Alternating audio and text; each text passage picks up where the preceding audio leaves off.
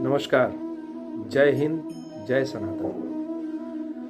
मेरे प्यारे मित्रों एवं भक्तों, मैं काशी से वशिष्ठ जी महाराज आप सभी लोगों के बीच में उपस्थित हूँ फिर एक बार बहुत ही महत्वपूर्ण बिंदु पर, जो इस समय पूरे भारतवर्ष में और पूरे विश्व में चर्चा का विषय बना हुआ है।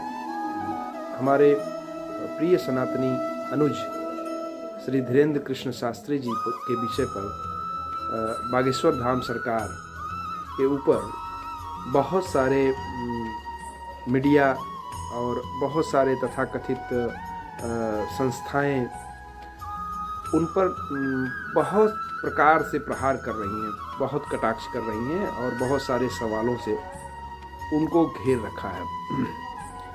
निश्चित रूप से आज हमारे अनुज का हृदय बहुत पीड़ित होगा, क्योंकि मैं बहुत बार ऐसी पीड़ाओं से भर जाता हूँ और मैं इस बात को महसूस कर सकता हूँ। मेरे प्यारे सनातनियों, इस बात को आप सभी लोग जानते हैं कि जब भी कोई संत महात्मा, यहाँ तक कि भगवान का अवतार भी अगर सनातन बिंदुओं पर काम किया है और बात किया है, तो उस पर भी कहीं न कहीं आरोप प्रत्यारोप और उसके सब प्रकार की स्थितियों पर चिन्ह लगाने का प्रयास किया जाता है। तो ये कोई नई बात है नहीं, ये पहले से ही आभास था कि ऐसा तो होगा ही, निश्चित होगा। और मैं इसके पहले वाले वीडियो में भी एक बार बागेश्वर धाम सरकार श्री धीरेन्द्र कृष्ण शास्त्री जी पर चर्चा कर चुका हूँ। मैं एक बात बताना चाहता हूँ कि जिसको लगता है कि सनातन ढोंग है या सनातन में जो कुछ भी अभी वहाँ पर हो रहा है वह सब ढोंग है, तो मैं एक बात कहूँगा कि क्यों ऐसा है कि सारे ढोंग केवल और केवल सनातनी संतों में ही दिखते हैं, सनातन धर्म में ही दिखता है। इतने पादरी, इतने मौलवी हालेलुया से लेकर के चादर चढ़ाने का ढोंग कितने वर्षों से करते आ रहे हैं, उस पर कोई क्यों कटाक्ष नहीं करता, उस पर कोई क्यों डिबेट नहीं करता, उस पर कोई क्यों बहस नहीं करता। और मैं अंधश्रद्धा निर्मूलन समिति को इस बात के लिए ललकारता हूं और चैलेंज करता हूं, यदि तुम्हारे अंदर, तुम्हारी समिति में, तुम्हारी संस्था में यदि ताकत है तो मेरे भाई एक काम करो, तुम 3 मंच बनाओ। एक मंच पर सनातनियों को और एक मंच पर पादरियों को, ईसाइयों को, और एक मंच पर इस्लाम को खड़े करो। और इसके बाद उन तीनों में जो ढोंग चल रहा है, आपको जो दिख रहा है ढोंग, जो पाखंड दिख रहा है, उस पर तीनों पर परीक्षण करो और उसमें से जो गलत साबित हो उसके लिए आप एफआईआर करवाओ, या आपके पास जो भी सरकार, महाराष्ट्र सरकार के पास कानून है उसके तहत उनको गिरफ्तार करवाओ। जो आप कर सकते हो वो करो। और अगर आप ये नहीं करते हो तो बहुत जल्द हम लोग तैयारी करके पूरी टीम के साथ हिंदू महासभा, सनातन सभा, राष्ट्रीय सनातन सैनिक और राष्ट्रीय सनातन सेवा, सभी संस्थाएं मिल करके आपके ऊपर एफआईआर इस बात के लिए करेंगे कि आप राष्ट्रीय सनातन चेतना पर बार बार प्रहार कर रहे हैं। आपको और विधर्मी नहीं दिखते जो गलत कार्य करे जा रहे हैं और उन पर आपने कोई सवाल नहीं उठाया। सनातन पर बार बार हिम्मत कैसे पड़ती है आप लोगों की?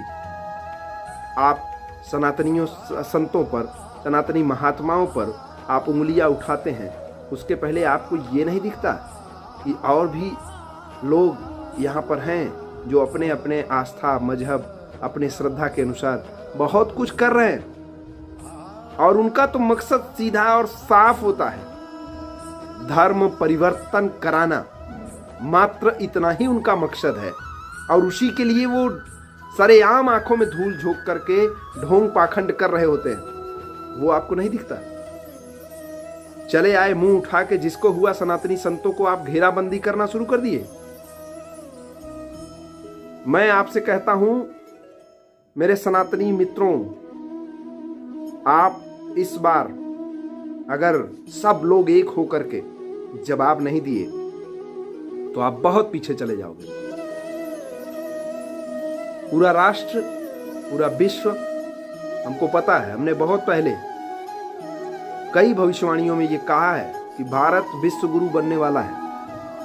और 2014 के नरेंद्र मोदी जी के भविष्यवाणी के पहले जो मैंने 11 में भविष्यवाणी किया था मोदी जी के प्रधानमंत्री बनने के, उसी समय माउंट आबू में प्रेस कॉन्फ्रेंस में हमने ये भी कहा था कि 2014 के बाद भारत विश्व का गुरु बनेगा और 2014 से लेकर 27 भारत के सनातनी विकास के लिए स्वर्णिम युग है, स्वर्णिम काल है, और ये वही समय चल रहा है।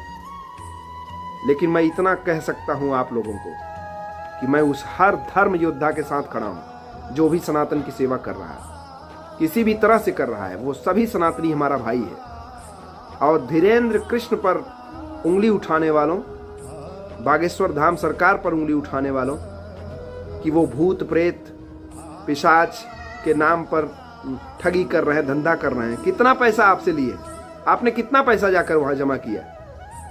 क्या आप प्रमाण के साथ बता सकते हैं?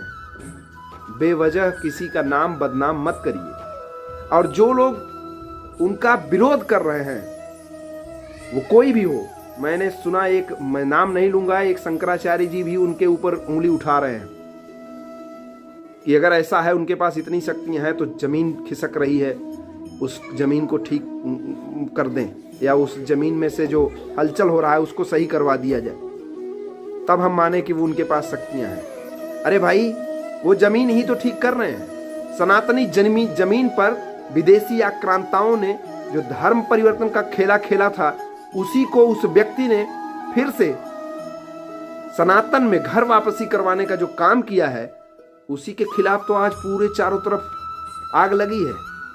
क्यों उनके पीछे पड़े हैं? आखिर जरूरत क्या थी? कितना उन्होंने आपका ठग लिया था? तो कुल मिलाकर के जो शंकराचार्य पीठ का काम है, जो धर्म गद्दी का काम है, अगर वो व्यक्ति कर रहा है तो उसको करने दिया जाए और उनके समर्थन में खड़े होने का समय है, न कि उनकी किसी भी प्रकार से किसी प्रकार के विरोध का समय है। और इस चैनल के माध्यम से आपको अब आगे वहां पर जो भी अंगुलियां उठाई जाएंगी उसका जवाब यहां से, इस चैनल से भी आपको दिया जाएगा। जो भी जवाब सवाल करेगा इस चैनल से भी जवाब मिलेगा। और एक जवाब मैं आज दे देता हूं।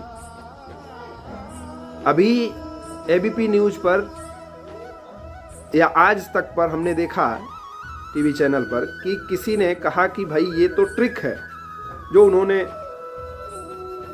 किसी के भी मन के प्रश्नों का जवाब दिया या फिर उसका समाधान बताया या उनके घर वालों का नाम बताया, उसको बोला गया कि ये ट्रिक है और ये एक मैजिशियन या एक जो दिमागी मानसिक रूप से मनोविज्ञान का अध्ययन करता है या उसका एक कलाकारी का पढ़ाई है, उसको करके वो कर सकता है। भाई, एक ट्रिक, एक जादूगर और एक संत में अंतर आपको नहीं दिखता? संत कहीं न कहीं भगवान के नाम से ही कोई काम करता है, उपचार करता है, उसका नाम लेता है और उसी की शक्ति के बल पर वो काम करता है। अगर ये ट्रिक है तो फिर वो जादूगर स्वाति जी का या अंजना का हमको ध्यान नहीं है, लेकिन वो दिव्या नाम दिया और दिव्या नाम को बोलने के लिए उन्होंने कहा आप मन में बार बार सोचिए और चिल्लाइए अंदर ही अंदर की, मतलब आप अपने दोस्त को याद कर रहे हैं, तब जाकर के दिव्या नाम उसने बताया। क्या ऐसा ही बागेश्वर धाम करते हैं कि आप बार बार जोर दीजिए, बार बार सोचिए? ऐसा तो नहीं है ना। आपको कुछ बताने की जरूरत नहीं, कुछ बोलने की जरूरत, आप कुछ मत सोचिए, फिर भी वो बातें बताई जाती हैं। और आपके चाचा का नाम, दादा का नाम, परदादा का नाम और फिर उसका जो संकट है और उसका समाधान, तीनों चीजें एक साथ एक मंच पर मिलता है आपको। मैं कोई समर्थन नहीं कर रहा हूं और कोई विरोध नहीं कर रहा हूं, लेकिन हाँ, सनातन पर जो उंगली उठ रही है, उस सनातनी के विरोध में जो भी उंगलियां उठेंगी उसका जवाब जरूर दूंगा और सनातनियों का समर्थन जरूर करूंगा। जो भी अच्छाइयां हैं उसका समर्थन जरूर करूंगा। ये पहले भी कह चुका हूं, आज भी कह रहा हूं। तो मेरे प्यारे, अगर आप भी सनातनी हैं, भारतीय हैं, अगर हो सके तो इस चैनल को सभी लोगों तक पहुंचाइए, सब लोगों तक भेज दीजिए।